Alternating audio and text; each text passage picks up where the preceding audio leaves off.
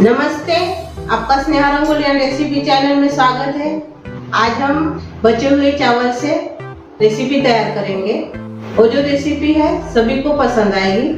वही रेसिपी हम आज आपके साथ शेयर करने जा रहे हैं। जो हम बचे हुए चावल की रेसिपी भी बनाने जा रहे हैं, तो उसके लिए मैंने मूंग दाल ली है। तो मूंग दाल को हमने धोकर अच्छे से 3 घंटे भिगो कर रखा है। ये देखिए, 1 कटोरी से मैंने मूंग दाल ली है, 1 कटोरी, और अपने बचे हुए चावल भी लिए हैं मैंने। ये देखिए 1 कटोरी। इसको हम पहले मिक्सी में पीस लेंगे। पहले हम चावल डालेंगे बचे हुए,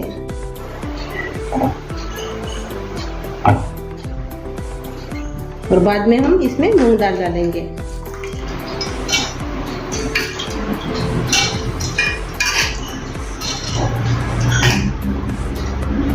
और आधा कटोरी हम इसमें सूजी डालेंगे। यानी बारीक वाली सूजी है, आप जाड़ी वाली भी डाल सकते हो। तभी हम मिक्सी में अच्छे से इसको पीस लेंगे। ये देखिए, ऐसे हमने पीस लिया है। अभी इसमें हम दही डालेंगे।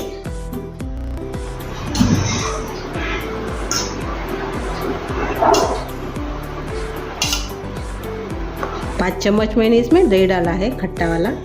और से इसको हम पीस लेंगे। ये देखिए, हमने अच्छे से इसको पीस लिया है। ये देखिए, अच्छे से स्मूथ बैटर तैयार हो गया है। अभी हम बर्तन में निकाल देंगे।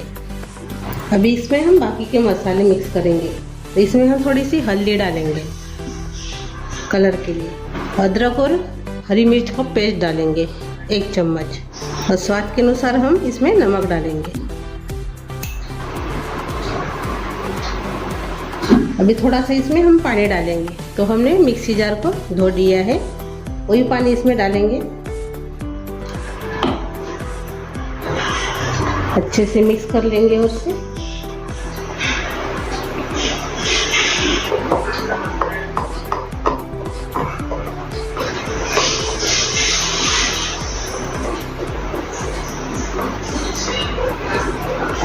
ये देखिए, अच्छे से मिक्स हो गया है। ये देखिए, अभी इसको हम ढक्कन लगा के 10 मिनट रखेंगे। अभी 10 मिनट हो गए हैं। अच्छे से बैटर अपना तैयार हो गया है 10 मिनट के बाद। ये देखिए, अभी हम ऐसे बर्तन लेंगे, ये ढोकले का नहीं तो केक का। इसमें अभी हम ऑयल लगा देंगे।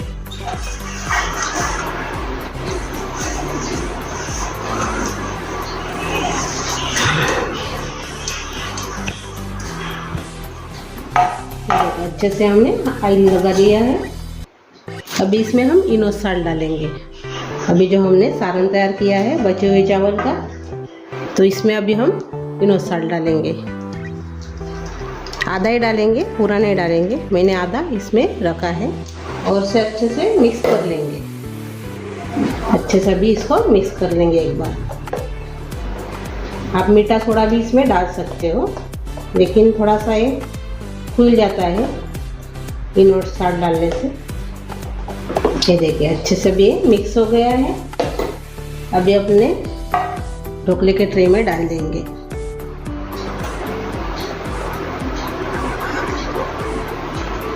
ये देखिए, अभी हम इसको स्टीम करेंगे। अभी स्टीम करने के लिए पानी रखा है मैंने। इसमें अभी हम एक जाली रखेंगे ऐसी वाली, और ये अभी इसमें रख देंगे अपना स्टीम करने के लिए। इसके ऊपर हम ढक्कन लगा देंगे और 15 मिनट इसको अभी हम पकने देंगे। अभी 15 मिनट के बाद हम खोल कर देखेंगे। ये देखिए, ये देखिए,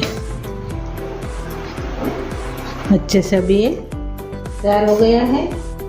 अभी हम गैस बंद कर देंगे और ठंडा होने देंगे। ये देखिए, अपना अच्छे से बचे हुए चावल का नाश्ता तैयार हो गया है। अभी इसको हम निकाल देंगे ऐसे, और ऐसे कट कर लेंगे। अभी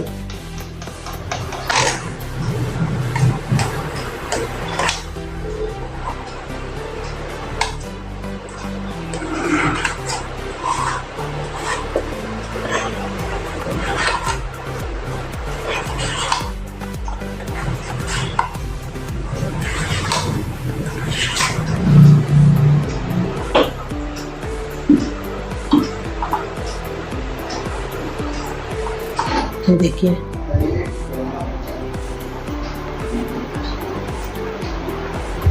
ये देखिए,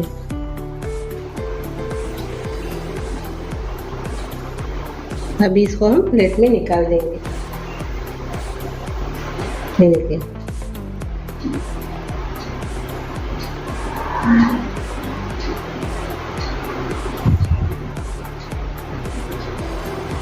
ये देखिए,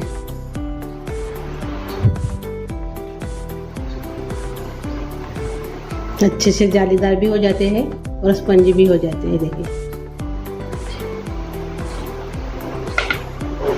इसको भी हम तड़का लगाएंगे। अभी तड़का लगाने के लिए पैन रखा है, इसमें हम तेल डालेंगे।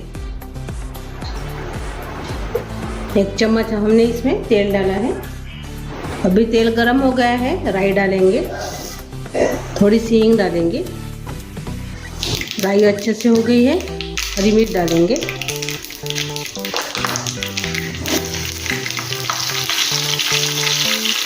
हरी मिर्च भी हो गई है। अभी हम कड़ी पत्ता डालेंगे।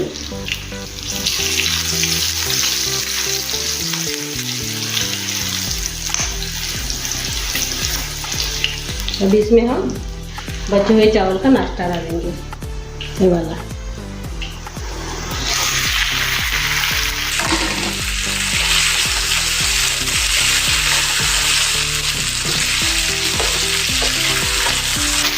चम्मच से इसे थोड़ा सा चला देंगे।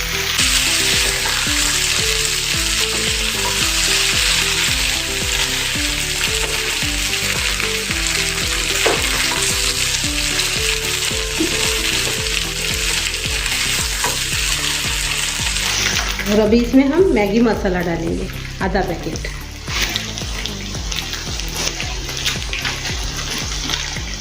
और अच्छे से इसको भी हम मिक्स कर लेंगे।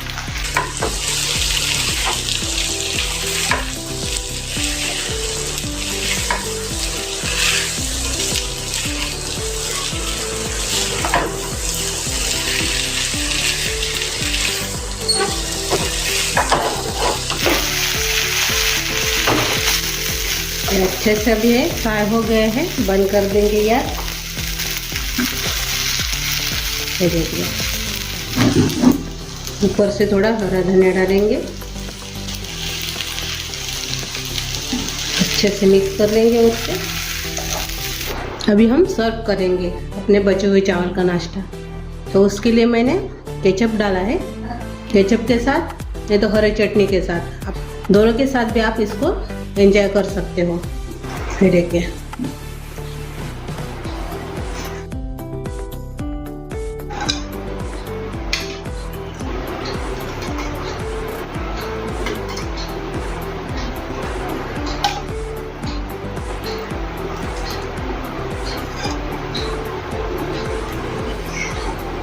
ये देखिए, अपने बचे हुए चावल का बहुत ही टेस्टी और बहुत ही स्वादिष्ट ऐसा नाश्ता तैयार हो गया है। ऐसे तो आप फेंकने भी जाते हैं, नहीं तो कुछ तो भी बनाकर खा लेते, लेकिन ऐसे आप बनाएंगे तो बहुत ही अच्छा लगेगा, बहुत ही अच्छा लगता है और टेस्ट भी बहुत अच्छी आती है और झटपट भी तैयार हो जाता है। आप इसको हरी चटनी के साथ नहीं तो केचप के साथ इसको खा सकते हो। हम एक तोड़कर देखेंगे अभी। ये देखिए, है क्या नहीं, बहुत अच्छा और टेस्टी और जालीदार भी और स्पंजी भी नाश्ता तैयार हो जाता है। तो मेरी ये रेसिपी आप ज़रूर ट्राई कीजिए और अच्छी लगी तो कमेंट करके ज़रूर बताइए। लाइक शेयर करना मत भूलिए और चैनल पर नए हो तो चैनल को सब्सक्राइब करना मत भूलिए। धन्यवाद।